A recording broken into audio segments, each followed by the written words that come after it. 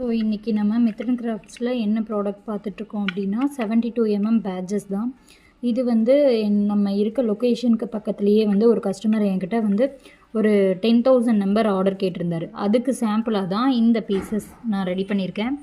அதாவது 10 பீசஸ் எனக்கு சாம்பிளாக கொடுங்க அப்படின்னு சொல்லி 2 டிசைன் அனுப்பிச்சிருந்தாரு.